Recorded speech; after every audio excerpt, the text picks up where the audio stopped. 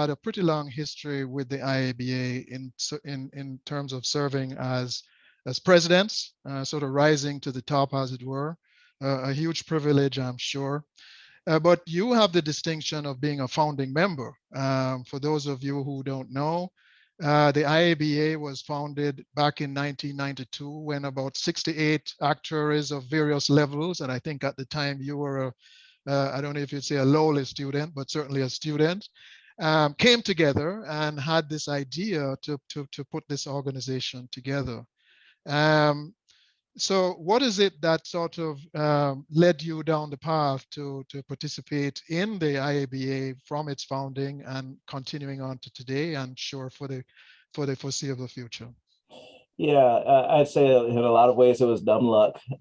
Certainly when we think about that organizing committee back in '92, Garth Bernard and Christy Gunn, who became Christy Howard Steele, later on were kind of the chair and vice chair of that organizing committee. And they had the foresight even then to understand that IABA would be richer if students participated, college students participated in addition to professionals.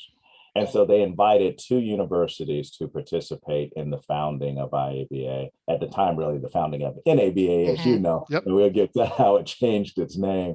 So they invited Florida A&M University, my alma mater, and Howard University, who was in DC, where the original meeting was held in DC at a hotel. And so October 23rd, 1992, in my, what would have been my 3rd semester at Florida A&M, that was a Friday, and we had calculus at 4 o'clock in the afternoon. So we got out of calculus class, and my major professor, who happened to be also a member of my fraternity, was the one who had encouraged me to come to Florida A&M in actuarial science. So I invited 5 of us to come over to his house. Come over to my house and bring some clothes now, you know, you're gonna have to study all weekend. Come on over to the house. And so we came over to the house, and there was a minivan. And Judah looked at me and said, "Stabbert, we're driving to Washington, D.C. And you got the first leg." Anybody that knows me, I can be a bit of a control freak. So I had the whole leg. We just didn't know that was going to be the case at the time. And we drove halfway to Wilson, North Carolina, which is where Brody was from. And William H. Brody, Bill Brody, as he was called by his friends. And we stopped by his mama's house. And his mama had some biscuits for us and some bacon and sausage and all the good stuff. And we ate, and then we continued on our trip to Washington, D.C., arriving Saturday morning.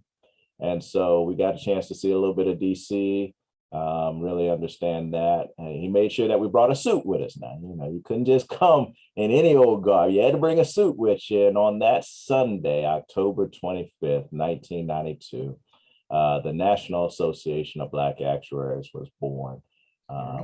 We all met, and one of my most vivid memories is lining up for the photo, the iconic photo that you actually have a copy of, and that name that game. Who is this person with the photo? That's right. So I still remember taking that photo, but I really appreciate Garth and Christy's foresight, because it really drove who and what IABA would become. And so that's and it meant so much to me that 10 years later, I had the honor of becoming the president of the International Association of Black Actuaries, and really kind of establish some foundations that I think would lead us into the future. You mentioned a couple of things, though, and I have to give credit where credit is due. The Corporate Advisory Council was certainly something that we implemented, but it wasn't my idea. You know, between Jeff Johnson and Sharon Robinson, they had 2 things that they really wanted to see happen that we were lucky enough to birth. One was the Corporate Advisory Council, the other was the foundation. And between those 2, their ideas, our opportunity to implement those ideas they really set what has continued. As you know, the foundation is all that's left of the organizational structure of IABA, the 501c3. And so Hmm. that piece has been important. But that corporate advisory council, and now it costs more than 10,000 to join. Now, 10,000 was that old price.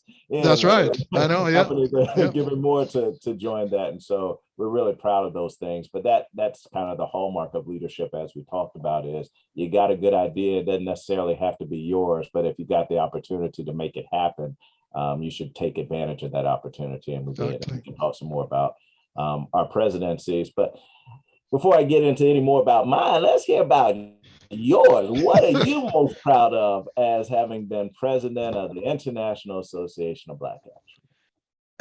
I think it has to do with the affiliates. Trying real hard to make the affiliates work. Jeff and I we had a leadership retreat, and I think at the time we had missed a few of those things, and we said we have to have one. And so we had a leadership retreat, and we used that opportunity. And interestingly, affiliate leaders, we put them in their roles, and they were asking for guidance. They said, we're not quite sure what it is that we need to do. And so it was very timely. So we got together over a week. I remember it was late 2011, and I remember because I had sciatica, I could hardly walk. But and Jeff may remember that too. But we went through the whole process of saying, what are the priorities? What should we do? And so I was very proud of the fact that we put in that infrastructure, which I thought would serve the organization well. I think in 2013, I would say my lowest point, and I don't know that it's all that low, but my lowest point was knowing in 2013, when we got to the election in August, which is sort of a little beyond mid-year, that a number of affiliates had not fulfilled the obligations that were, well, I don't know, say obligations, hadn't fulfilled the tasks and things that were expected of them, and that was a little bit of a disappointment. Sort of going out, ending my presidency on a note where folks had not really done what we all thought we were expected to do. But in terms of just me now, I was pretty proud of having made that contribution. The affiliates are still there. That structure still exists, and I'm not so close to it to know how it's thriving, but I still see a lot of affiliate leaders that I know and things like that. Sure. It's funny as I think about those times of my leadership as president. A couple of things come to mind. One is the team that I had.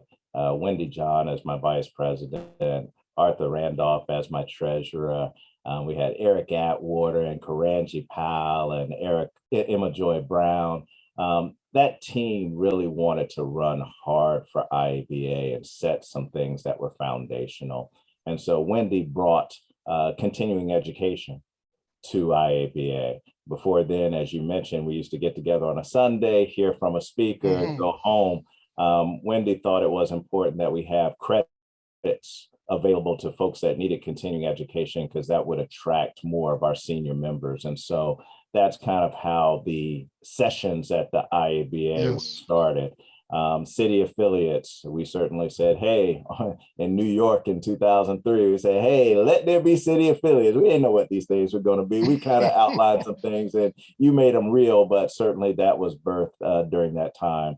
Sure. The corporate advisory council, the foundation. So really setting those foundational elements for how we were organized and how we're still organized today.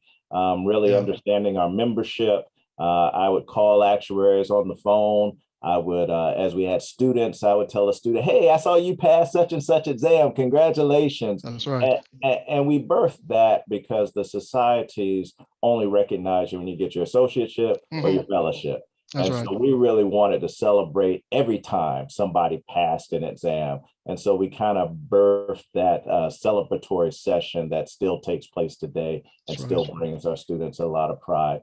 But Yeah. with all of that, it was really having the right team in place and really wanting to run so hard, creating the website, writing the history, a lot of the documents, those types of things. But that team that we had brings me so much joy when I think about them. We're still all very much connected today. Matter of fact, today is Arthur Randolph's birthday. So happy birthday to you.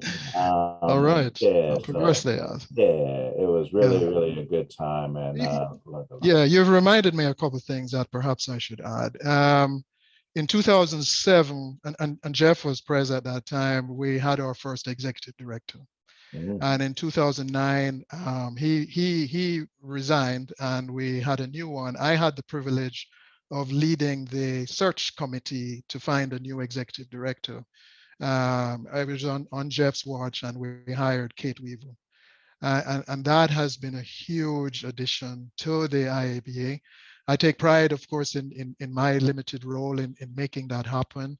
But that made a huge difference to have someone, a paid person, do that. So, and then the other thing I'll mention is that I think since 2009, and that, again, that sort of precedes me, the annual meeting like grew. I mean, even though I kept saying we can't be annual meeting only, but the annual meeting itself like grew every year from 2009. Since the last year that I saw it, of course, things get sort of messed up now with COVID-19, and we may be building from scratch and next time we have an in-person meeting. But certainly to see the growth in the numbers in the annual meeting was quite phenomenal.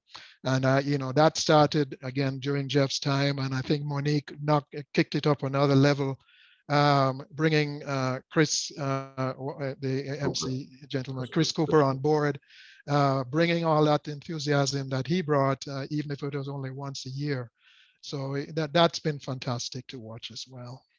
Yeah. When we think about 2001 in Chicago, in the upper room, there were 20 of us there. Mm-hmm. And, we kind of made the decision then that we thought we could grow faster and bigger and those types of things. And so I remember when the goal was 100 financial members and 100 people at the annual meeting. And now to see the annual meeting's grown to over 450 people in that period of time is absolutely amazing. We've referenced a couple of times that it started out as the National Association of Black Actuaries.